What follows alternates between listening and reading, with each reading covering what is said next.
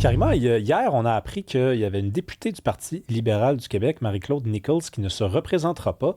Euh, j'ai vu à peu près tous les titres de journaux qui rapportaient la nouvelle. Il y avait un dénominateur commun. Ça ressemblait toujours à une autre tuile s'abat sur Charles Milliard.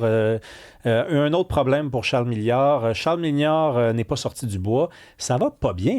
Ça va si mal que c'est à se demander s'il a encore des chances, honnêtement, de gagner la prochaine élection. Oui, ça a été, disons que ça a été un été extrêmement compliqué pour Charles Milliard. Tu te dis, dans un contexte où un parti indépendantiste, le Parti québécois est en tête des sondages, bien, ça devrait profiter au Parti libéral. Tu sais, si on va avec l'argumentaire de, bon, bien, regardez, on est le Parti fédéraliste, on y va, le Parti de l'économie, hein, ils veulent souvent se targuer d'être le Parti de l'économie. Sincèrement, j'ai jamais trop compris cette histoire-là, dans le sens que comme si tu peux t'approprier, je suis le Parti de l'économie, les autres partis aussi, là, ils s'intéressent à l'économie. Là, fait que, bon, c'est pas suffisant. C'est pas suffisant, mais tu as raison. Donc, une série aussi, il n'a pas réussi à imposer ses thèmes, il n'arrive pas à connecter avec l'électorat francophone. Il se dit régionaliste, fédéraliste, nationaliste, mais ce sont souvent des coquilles un peu vides. C'est vidé de sa substance. Nationaliste, quel genre de nationalisme? Là, on attend toujours de voir cette couleur-là. Pour ce qui est du français, par exemple, quand il avait fait la gaffe, la bourde sur les 2 langues officielles, ça a fait mal. Donc, manifestement, un été assez compliqué. Sa publicité qui devait rendre ça sympathique, puis où est Charlie, où est Charles, où est Charles, je veux dire, ça a plutôt viré en mauvaise blague. Là, c'est parce qu'il a révélé à ceux qui n'étaient pas au courant qu'il n'était pas là, qu'il n'était pas là. C'est ça, j'ai trouvé ça malhabile, sincèrement. Qui a eu cette idée-là? C'est ça. Je Donc, je me pas, dis, j'engagerais peut-être pas cette personne-là, ou enfin, peut-être que certains l'ont bien accueilli, mais j'ai eu l'impression que c'est pas ça dont il avait besoin, en fait. C'est peut-être que dans un autre contexte, mais dans un contexte où ça joue dur, le contexte international est difficile, où est Charles, où est Charlie, je trouve que ça va faire plutôt un beau sketch au bye-bye, là, c'est plus ça. Donc, bref, oui, des désistements. C'est sûr que quand tu as l'impression que ça lève pas, puis que là, il y a des désistements, ça envoie le message que c'est peut-être pas la solution en ce moment, le parti n'a pas le vent dans les voiles. Ensuite, bon, il va y avoir la campagne électorale. Il y aura cette intensité. Ça va dépendre toujours aussi comment vont performer les adversaires. Tout peut arriver. Tout peut arriver. Mais est-ce que Charles Milliard a cette force-là, cette incarnation-là? Moi, j'attends toujours, sincèrement, puis tu me diras, t'es pas neutre, tout ça, mais tu sais, pour vrai, il y a des fois, exemple, tu vas regarder Jean Charest, tu vas dire on aime ou on n'aime pas, mais il y avait quand même cette espèce de fougue, il y avait ce côté, il était quand même très solide, donc on aime ou on n'aime pas, mais ça fonctionnait. Oui, puis je te dirais pas que t'es pas neutre, parce que j'ai entendu des gens de la famille libérale critiquer dans le commentariat. Oui, mais c'est ça, mais c'est pas une juste question...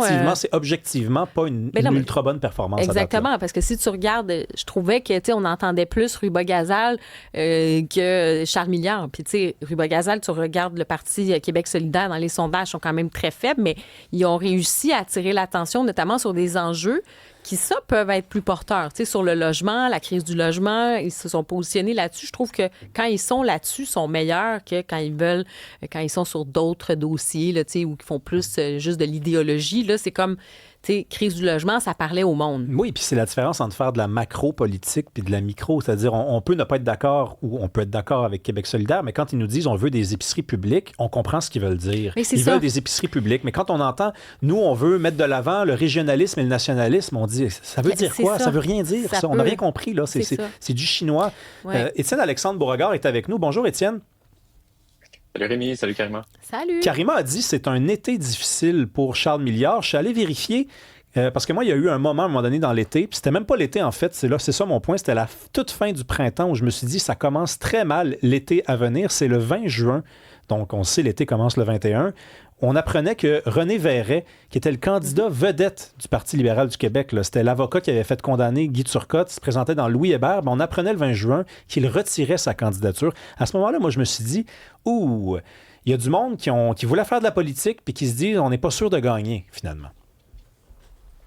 Ouais, ben en fait, comme vous dites, M. Milliard, il a eu un très mauvais été, là. Puis tant qu'à continuer dans les blagues de Oui Charlie, moi je pense qu'on aurait dû le trouver encore moins.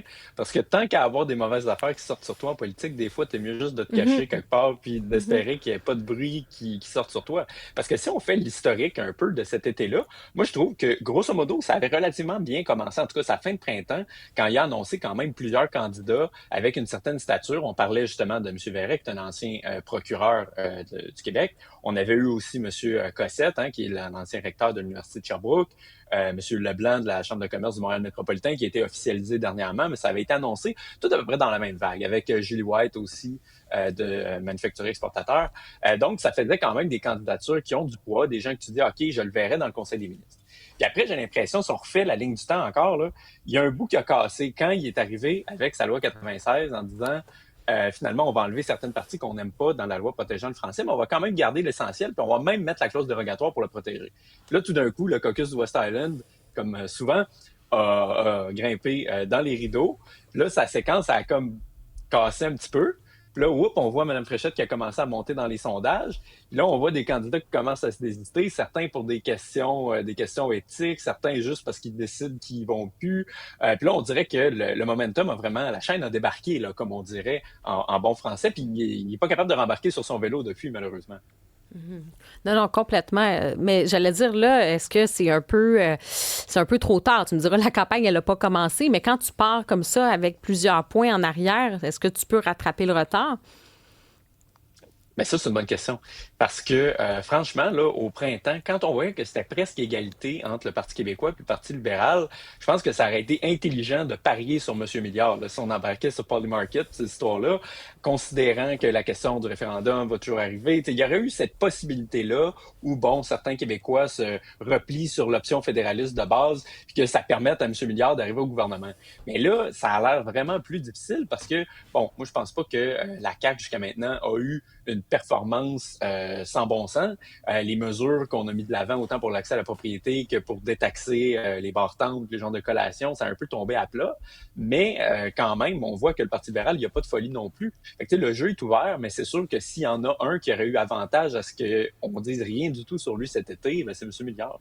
Là, le dernier sondage en liste, à moins que je me trompe, là, c'est le Léger du 14 juin. Le PLQ était à 20 chez les francophones. Moi, je pense qu'on peut juste se concentrer là-dessus. On fera pas ça, là, mais on peut juste regarder le 20 chez les francophones puis se dire que si ça augmente pas, ben, c'est sûr qu'ils ne forment pas le prochain gouvernement. Ah ben oui, c'est tout à fait factuel. Puis on dirait que tu sais, tout ça, c'est un peu fondamental parce que là, depuis tantôt, on parle de questions de conjoncture. Là, il y a eu tel candidat, il y a eu tel enjeu qui a fait baisser un peu dans les sondages, puis là, il y en a qui sont partis. Mais je pense que la crise fondamentale du Parti libéral que cette formation politique-là traverse depuis 2018 est toujours pas réglée. C'est-à-dire, comment est-ce qu'on se réinvente dans un contexte où il n'y a pas seulement deux partis, puis que notre proposition politique, ça peut pas juste être de dire on est les moins pires, on n'est pas souverainiste, vous n'aurez pas de référendum avec nous, continuer un peu business as usual, comme on dirait en chinois. Là. Et donc, une fois qu'ils ont plus cet argument-là, ben, la proposition politique libérale, elle a un problème parce qu'elle a plus d'argumentaire positif pour elle-même. Puis bon, M. Pratt et M.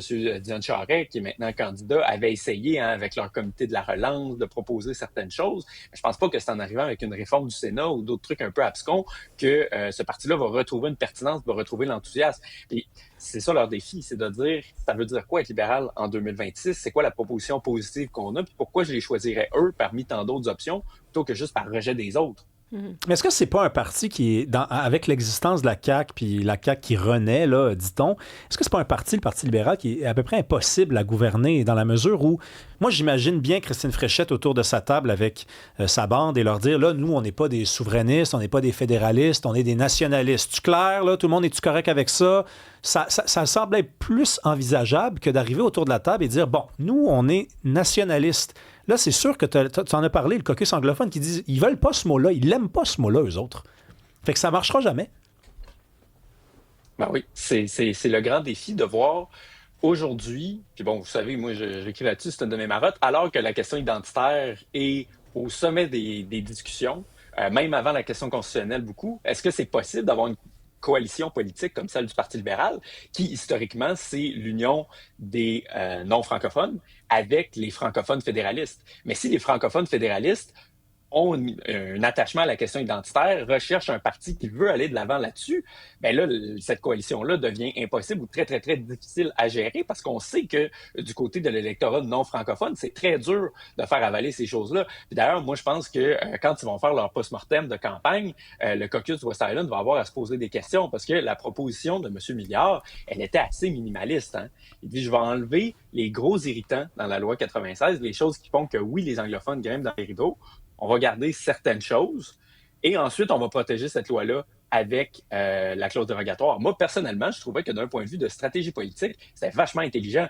Dans le sens qu'on dit, oui, on protège la loi, mais on enlève quand même tout ce qu'on n'aime pas avant. Fait que c'était un peu, ça voulait pas dire grand-chose, mais c'était juste de dire, hey, on a le droit d'utiliser la disposition de dérogation pour protéger les pouvoirs du Québec. Mais si même ça, c'est trop pour une part de son parti, ben là, il fait juste se tirer dans le pied, puis c'est sûr que c'est invendable à quiconque qui n'est pas dans cette logique-là très, très antinationaliste. Là.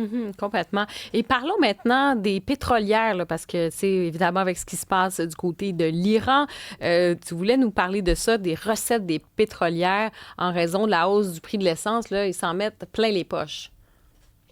Oui, ben, c'est parce que ça monte beaucoup. Hein. On le voit quand on va à la station-service, ça n'arrête pas de monter, notamment depuis toute la question du conflit en Iran. Puis là, M. Trump a fait, ben, comme d'autres partis avaient fait avant, M. Plamondon a fait ça autour de 2022 aussi, de dire qu'il faudrait taxer les surprofits des pétrolières. Dans le fond, c'est un peu la faute des pétrolières. Mais moi, j'aimerais juste ça ramener un autre petit point dans la discussion, c'est-à-dire que, comme le disait le slogan de la soupe habitant à une certaine époque, il y a un petit peu de nous autres là-dedans. Il y a un petit peu de nous autres là-dedans. Si on refuse d'exploiter nos propres ressources naturelles, si on refuse obstinément que les ressources canadiennes dans l'Ouest puissent venir sur le marché québécois, bien, on fait un peu notre propre misère, là. C'est-à-dire qu'on va toujours rester dépendant du détroit d'Ormuz si c'est seulement ce pétrole-là qu'on veut consommer, parce qu'aux dernières nouvelles, on en consomme encore. Ça me fait penser un peu à toute la question qu'il y a eu en Europe aussi quand la guerre en Russie avait éclaté, la guerre Russie-Ukraine, parce que les pays européens, notamment l'Allemagne, avaient décidé de fermer une bonne partie de leur propre centrale nucléaire qui est d'ailleurs une énergie propre, hein, qui n'émet pas de GES, et donc était rendu plus vulnérable au gaz russe. Puis là, à partir du moment où l'Europe entre en guerre avec la Russie, ben là, eux peuvent augmenter le prix, peuvent fermer le robinet, puis après ça, ils se disent « Ah, ben on l'a bien cherché ». Puis j'ai l'impression qu'il y a un peu de ça aussi, puis on n'en parle pas assez. Mais y a-tu eu vraiment... Parce que moi, la question de l'acceptabilité sociale de l'exploitation des hydrocarbures au Québec, je dois avoir un entourage précis, puis pas être entouré de gens qui sont opposés pour d'autres raisons. Mais j'en rencontre peu, finalement, des gens qui me disent « Ah, il faut absolument pas exploiter nos ressources, puis oui, il faut prendre les ressources des autres à la place. » Ça me semble être incohérent. J'ai eu l'impression... T'as pas l'impression qu'on chemine un peu sur cette question-là? Ah, absolument, absolument. Puis c'est drôle, hier, on parlait d'une autre question, l'immigration. On dirait que les élites politiques sont pas toujours à la même place que les citoyens, mais je pense que ça, c'en est un où, notamment au Québec, le fossé est encore plus grand, parce que c'est comme si c'était une absolue boîte de Pandore, qu'à part le Parti conservateur du Québec, il y a personne qui dit il faudrait qu'on exploite les ressources au Québec ou qu'on ait une ouverture au moins envers les ressources naturelles du reste du pays. Mais pourtant, quand on sonde, en général, on est toujours capable d'avoir des sondages qui sont en haut de 50 quelque part entre 50 et 60, qui sont favorables soit à des nouveaux hydrocarbures, soit à de l'exploitation, bien, parce que ça a du sens pour beaucoup de gens. Mais je pense que c'est un enjeu où il y a une minorité très, très bruyante dans certaines organisations qu'on imagine facilement, les organismes écologistes, qui ont tellement fait peur aux politiciens que c'est comme s'ils n'osaient pas aller là. Puis, dans le fond, c'est quoi les résultats de ça? Bien, c'est qu'on paye plus cher à la pompe. Oui, mais c'est vrai que, bon, quand même, au Canada, on reste quand même un producteur, on reste quand même un pays producteur de pétrole quand même important. Là. On a quand même ces ressources-là. Tu as raison de mentionner que, bon, en termes d'acceptabilité sociale ou le discours écologique, il a été là quand même de façon très soutenue pendant plusieurs années. Mais il n'y a pas quand même une composante internationale là, que de toute façon, tu as un prix du pétrole qui va être fixé. Donc, ça a un impact parce qu'on l'a vu, là, tu sais, des fois, ça monte tout de suite. Il se passe quelque chose à l'international, ça monte. Donc, il y a quand même cette notion-là d'international qui nous affecte, veut pas, là, même si on était plus autonome d'un point de vue énergétique. Absolument, mais plus tu restreins l'offre, plus tu vas être dépendant. C'est sûr que c'est comme ça que ça va fonctionner. Je dis pas que le pétrole serait à 80 sous du litre si on en exploitait davantage sur notre territoire, mais c'est sûr que moins on dépend du détroit d'Ormuz, par exemple, moins le prix va être affecté par ça.